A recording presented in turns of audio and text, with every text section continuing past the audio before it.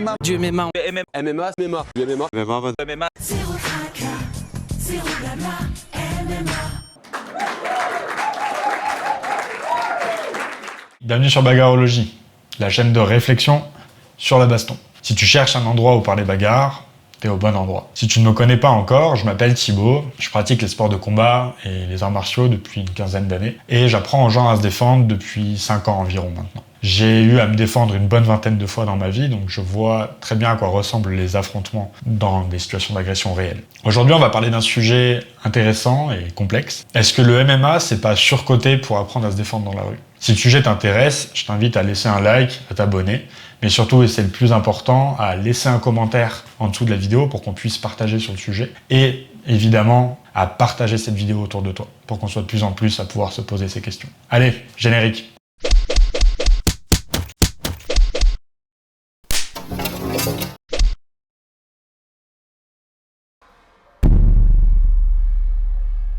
Ok, donc pour parler de est-ce que le MMA s'est adapté au contexte d'agression réelle, il faut déjà parler de qu'est-ce que c'est que le MMA. Si tu connais déjà, je te rassure, je vais aller rapidement aujourd'hui là-dessus parce que je vais faire une autre vidéo sur le MMA de manière plus exhaustive. Aujourd'hui, on va se concentrer sur les origines du MMA. Donc ça date de la Grèce antique autour d'un sport qui s'appelait le pankration.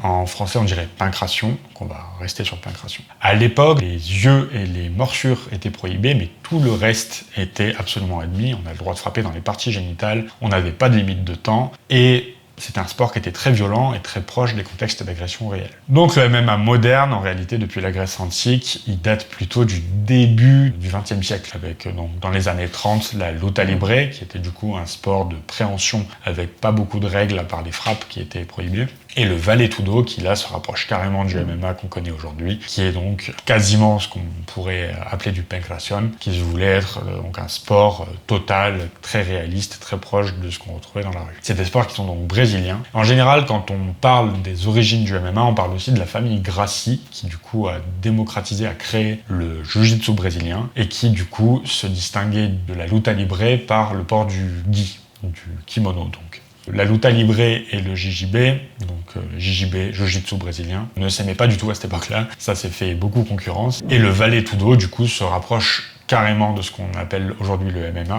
Mais c'est vrai qu'on ne peut pas parler de MMA sans parler de l'éléphant dans la pièce, qui est l'UFC, Ultimate Fighting Championship, qui lui date plutôt des années 90 et qui lui avait comme objet, comme propos, de vouloir comparer tous les arts martiaux et les sports de combat pour voir lequel était le plus performant dans un contexte d'affrontement réel. Donc en réalité, les origines du MMA au départ, c'était bel et bien comparer les sports de combat et les arts martiaux dans un contexte d'agression réelle. Au début de l'UFC d'ailleurs, il y avait très peu de règles et avec le temps, ça s'est démocratisé pour préserver les athlètes et c'est une très bonne chose. On a rajouté des règles au fur et à mesure pour en arriver à ce que c'est aujourd'hui en 2024. Donc aujourd'hui, il y a énormément de règles au MMA. Il faut arrêter avec cette espèce de croyance que le MMA n'a pas de règles. Il a moins de règles que beaucoup d'autres sports, mais il a en réalité beaucoup de règles.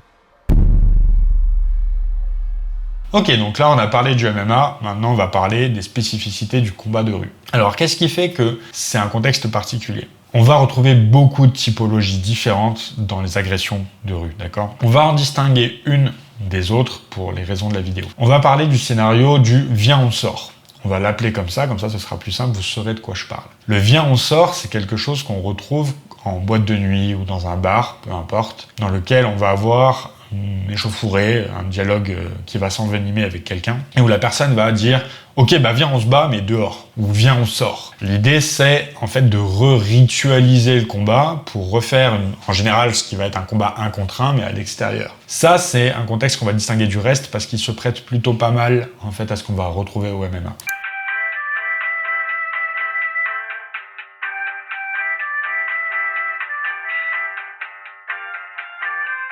Pour les autres cas d'agression, les autres typologies d'agression et d'affrontement dans la rue, en fait, on va s'éloigner beaucoup de ça. Soit avec des armes, soit des armes par destination, soit avec des contextes où les gens sont plusieurs, où il y a des grosses différences de gabarit, ou des contextes très particuliers comme le cambriolage, par exemple, ou quelqu'un qui vous suit dans la rue.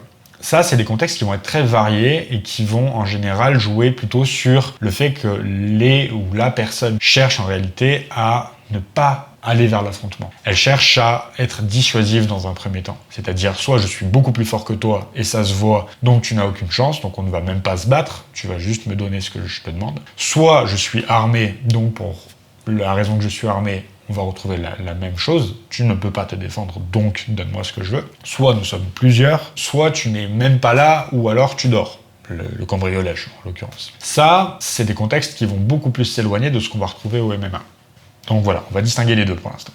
Petit ajout au montage, je réalise que je n'ai pas parlé des cas d'agression où l'agresseur ne cherche que à nuire physiquement ou moralement à la victime. C'est évidemment quelque chose qui existe et qui mérite d'être mentionné. Cela appartient à la même catégorie pour moi que les cas qu'on vient de voir, dans le sens où le MMA ne couvre pas cette partie des agressions non plus, parce que en général, il y a un effet de surprise qui est présent que le MMA ne couvre pas au travers de sa ritualisation du combat. La particularité des agressions qui sont faites dans un désir de nuire, c'est qu'en général, la personne qui cherche réellement à nuire à l'intégrité physique, elle ne demande pas l'autorisation et elle ne prévient pas, sauf dans les cas d'humiliation, qui sont encore des cas particuliers. Évidemment, il y a énormément de typologies différentes. Je ne peux pas être exhaustif sur cette liste. Ok, donc dans les avantages qu'on va retrouver dans le MMA, dans les contextes d'agression réelle, on va avoir la condition physique. La condition physique, c'est super important pour plein de choses. Je parle pas d'être né très grand et très fort, mais d'avoir un corps qui est efficient, notamment d'un point de vue cardiovasculaire, d'un point de vue musculature, d'avoir un bon ratio poids-puissance. C'est très important dans les combats de rue pour pouvoir prendre la fuite, pour pouvoir encaisser des frappes, pour pouvoir bouger facilement. Dans les points positifs aussi du MMA, on va retrouver les automatismes d'esquive et de déplacement, qui sont très importants. C'est un sport où il y a des gants très petits. Donc c'est assez réaliste sur les mécaniques de frappe, parce qu'en réalité, quand on n'a pas de gants et qu'on se bat dans la rue, les mains sont beaucoup plus fragiles que quand on a des gros gants de boxe anglaise, où les mains sont très protégées. En MMA, c'est pas rare de voir des combattants qui se cassent les mains, notamment, parce que justement, les gants sont un peu trop petits pour protéger toute la main en permanence. Donc là-dessus, on va retrouver beaucoup de mouvements de tête et de mouvements de buste et de déplacement dans la cage pour éviter d'avoir à uniquement bloquer. Parce que si on fait que bloquer, on se retrouve avec le fait de devoir encaisser les chocs, et en plus des chocs très sérieux, parce que la main n'étant pas protégée, ou beaucoup moins qu'avec des gros gants, donc ça devient beaucoup plus rentable d'esquiver plutôt que de devoir bloquer. Ça, c'est vraiment à mettre au crédit du MMA. Sur les mécaniques de frappe, on est très proche de ce qui se passe dans la réalité. Ensuite, on va parler des 3 dimensions du combat qui sont présentes au MMA, qui ne sont pas présentes dans tous les sports. Notamment le fait de faire du pied-point, donc comme on retrouverait en kickboxing ou en muay thai par exemple. Ensuite, on va avoir de la lutte, comme dans le sambo ou la lutte. Et on va avoir la dimension au sol, donc une fois que la lutte a eu lieu et qu'on est tombé au sol, donc la partie de grappling qu'on va retrouver au grappling, au jiu-jitsu brésilien, à la lutte libre, ce genre de choses. Tout ça, c'est présent au MMA, mais ça ne l'est pas dans tous les sports, il faut le relever. C'est vraiment à mettre au crédit du MMA. On retrouve ces 3 dimensions du combat dans le MMA. Ensuite, mon dernier point qui va dans le sens du MMA, c'est les sparring. C'est vrai que dans le MMA, on retrouve souvent des sparring, donc des affrontements. Si tu ne sais pas ce que c'est, les sparring, c'est le moment de l'entraînement où on met les gants, les protège-dents, les protège-tibias en général, et où on se bat dans les mêmes conditions, ou presque, avec une intensité moindre évidemment, que les compétitions dans lesquelles on va être amené à combattre. Donc c'est le moment où on réalise ce que ça fait que prendre des frappes, c'est le moment où on peut mettre un peu plus d'intensité aussi dans nos propres frappes et où on va pouvoir gérer notre stress. Ça, c'est vrai que c'est très utile dans les contextes d'agression réelle et c'est vrai que c'est présent au MMA. Maintenant, pour les contres, pour les désavantages, on va retrouver le fait que le cadre est un peu trop précis. C'est-à-dire qu'on est contre quelqu'un de sa taille, en général pas très loin au niveau de l'âge, avec une allonge pas très différente, et tout ça dans une cage, donc dans un espace qui est clos, avec un sol, un revêtement qui est assez mou pour éviter de se faire mal, avec un arbitre qui va arrêter si le combat doit s'arrêter, des rounds avec une durée, des corners, donc des coachs et des médecins autour si jamais ça va trop loin. Donc on est dans un contexte ultra sécurisé. On sait ce qui va se passer, donc c'est beaucoup moins stressant. Maintenant, on va aussi parler des frappes de survie. Ça va pas dans le sens du MMA, et c'est très bien, hein. C'est qu'au MMA, on a enlevé beaucoup de frappes, on en a déjà parlé, notamment les frappes dans les yeux, les frappes aux parties génitales, tirer les cheveux, tirer les oreilles, ce genre de choses, qui vont ressortir plutôt à la fin des affrontements dans la rue, où on se sent désespéré, on se sent coincé, donc on va être amené dans un truc très violent. Ça, on ne le retrouvera pas au MMA, et c'est très bien comme ça, mais pour autant, c'est vrai que ça, on ne le travaille pas non plus au MMA parce que ce ne sera pas présent dans la compétition. Ensuite, on va parler des techniques qui ont besoin de mise à jour. Là, je vais citer un ami qui a eu un problème avec ça, donc Grégoire, si tu te reconnais, que tu regardes cette vidéo. Dans l'idée, quand on projette quelqu'un au sol, par exemple, la tête peut être amenée à frapper sur le sol, ou les genoux peuvent être amenés à toucher le sol. Dans ce genre de contexte, si le revêtement est un tatami ou une cage de MMA, c'est pas grave, d'accord? C'est un sol qui est mou, qui est fait pour absorber les chocs. Donc on se retrouve avec peu ou pas de dégâts. Par contre, dans un revêtement qui va être plus dur, donc du béton, du gravier, du goudron, etc., si la tête tape par terre, c'est ce qui est arrivé à mon ami, ben on se retrouve avec la tête qui est complètement écorchée ou avec un hématome, en l'occurrence c'était un gros hématome, qui peut être handicapant pour le reste du combat ou le reste de la vie. Idem pour les genoux, si les genoux tapent par terre, on se retrouve avec des blessures en plus. Donc tout ça, c'est pour dire qu'il y a pas mal de techniques qui pourraient marcher dans un contexte réel si on rajoutait une mise à jour, mais c'est pas toujours le cas.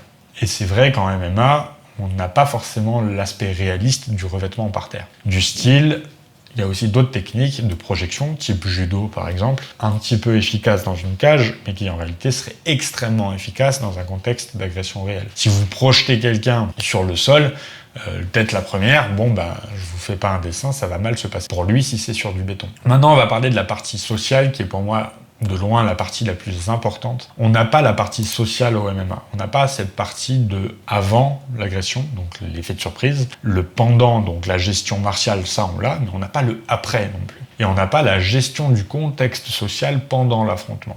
Tout ça, c'est des paramètres qui sont compliqués à prendre en compte. Pour ça, je vais vous raconter une histoire qui m'est arrivée pendant les Jeux Olympiques, où j'ai dû maîtriser un individu qui, en gros, était en train de se faire quitter par sa copine dans la rue. Ça se passait extrêmement mal, et lui est devenu un peu hystérique et a voulu se mettre à frapper les gens qui venaient s'intéresser à la situation en entendant les cris. Donc j'ai fait partie de ces personnes qui ont voulu essayer de calmer le jeu, essayer de comprendre ce qui se passait, de vouloir désescalader, mais il a pris à partie tout le monde, et il voulait frapper des gens. Donc, je l'ai emmené au sol, et je l'ai maîtrisé au sol pour éviter qu'il frappe des gens. Et je précise que je ne l'ai pas moi-même frappé. Eh bien, je me suis vite rendu compte que, en réalité, je n'étais pas en danger d'un point de vue martial. J'étais plus fort que lui physiquement, et j'avais un bagage technique qu'il n'avait pas. En réalité, ce qui m'a posé le plus problème dans cette situation-là, ce n'était pas lui. C'était plutôt les personnes autour, qui, elles, ne comprenant pas ce que j'étais en train de faire, ont voulu nous séparer. Ça, c'est un contexte qu'on ne retrouvera pas au MMA. Des gens qui essaient de vous séparer alors que vous êtes en train de vous battre, et auxquels il faut essayer d'expliquer ce que vous êtes en train de faire. En même temps, il faut dire aux gens, appelez la police, parce que sinon, vous allez juste contrôler la personne indéfiniment au sol, donc ça n'a aucun sens. Donc, l'explication des choses, en même temps que vous êtes en train de faire vos techniques martiales, c'est un contexte compliqué, d'accord, qu'on ne retrouvera pas justement au MMA. Ensuite, il y a le après, d'accord, l'agression.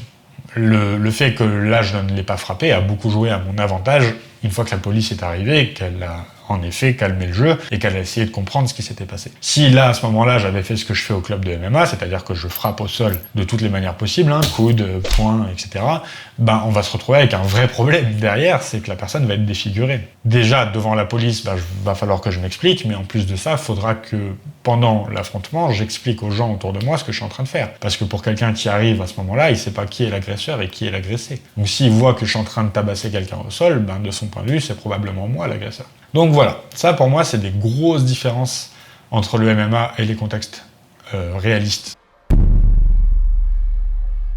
Ok, donc maintenant, si on fait l'exercice de comparer le MMA avec les autres sports de combat, les autres arts martiaux, c'est vrai que le MMA apparaît comme plus complet et plus enclin à se défendre dans la rue que bien d'autres. Et en réalité, c'est normal et c'est logique. Le MMA a son héritage là-dedans. Il a été créé, donc l'UFC en l'occurrence a été créé pour comparer les arts martiaux et les sports de combat entre eux et voir lequel marchait le mieux dans des contextes de combat réalistes. Donc les conditions de base du MMA, c'était ce contexte-là. Donc il est complètement inscrit dans cet héritage-là. Donc c'est normal qu'il apparaisse plus complet que bien d'autres sports qui, eux, n'ont pas cette origine-là. Ou en tout cas, une origine qui est beaucoup plus lointaine. Là, on parle des années 90. C'était à l'échelle historique, c'est avant-hier, quoi. Alors que d'autres arts martiaux qui ont des origines millénaires, oui, on a eu plus de temps pour s'en éloigner de ce contexte-là. Donc maintenant, regardez, si on compare, par exemple, la boxe thaïlandaise, c'est un sport que j'adore, ou le jiu-jitsu brésilien au MMA, en fait, on va avoir grosse différence dans les dimensions du combat, par exemple. La Muay Thai, c'est super, mais si vous allez au sol, vous êtes démuni. Vous n'avez pas d'outils en boxe thaï pour vous défendre au sol, puisque ça n'existe pas en boxe thaïlandaise, le sol. Les compétitions de boxe thaïlandaise sont faites pour ne pas aller au sol, justement. Et à l'inverse, le jiu-jitsu brésilien, c'est un sport qui, debout, n'a pas de frappe, et au sol, n'a pas de frappe. Donc, toute la mécanique de résistance aux frappes, ou le fait de, par exemple, frapper dans les parties génitales, n'est pas prise en compte, parce que ce n'est pas l'objet du jiu-jitsu brésilien. Donc, on va se retrouver dans les deux cas avec des manquements, où là, le MMA, par exemple, va avoir un peu plus de sens. À l'exception de l'exemple que je viens de prendre sur les parties génitales, dans les autres, il met des frappes, au sol notamment, il reste debout, mais il peut aller au sol, etc., etc., etc. Donc, c'est quand même à mettre au crédit du MMA que comparé à plein d'autres sports, c'est vraiment un sport qui a beaucoup d'outils différents. Et je n'ai pas pris le jiu-jitsu brésilien et la Muay Thai pour rien, c'est aussi des sports que je pratique, donc c'est des sports que je connais bien. Et en l'occurrence, je vois très bien qu'à l'entraînement, ça se vérifie. Je n'ai jamais appris la moindre frappe en jiu-jitsu brésilien et je n'ai pas appris la moindre once de sol dans mes entraînements de boxe thaï. Donc le MMA, surcoté ou pas? Non, en réalité, non, vraiment pas. C'est un super sport qui a la particularité d'être récent, donc il n'y a pas ce problème de l'origine. L'origine du MMA est récente pour le MMA moderne, donc on n'a pas 2000 ans par rapport à d'autres arts martiaux où on a dilué le propos de l'affrontement réel. L'héritage étant d'il y a quelques dizaines d'années, c'est très facile de rester proche de cette vision de départ. Et en plus de ça, le MMA a un retentissement international, donc c'est facile de s'y intéresser, c'est facile de comparer les techniques qui marchent et qui marchent pas dans ce type de contexte, donc c'est super, on aurait tort de s'en priver, et en plus de ça, l'enseignement est vraiment à un haut niveau pour ce type de discipline-là, parce que justement très répandu, donc avec beaucoup de concurrence entre les clubs, et donc des enseignements de qualité. Donc faites du MMA, ne vous en privez pas, c'est super, c'est top. Cependant, si vous voulez apprendre à vous défendre dans la rue, que c'est ça votre objectif, c'est insuffisant. C'est moins insuffisant que d'autres sports qui ont plus de gap entre les compétences qu'il faut avoir dans la rue et les compétences qu'ils donnent, mais ce n'est pas tout puissant. Il y a des angles morts au MMA que je vous invite à combler avec d'autres disciplines.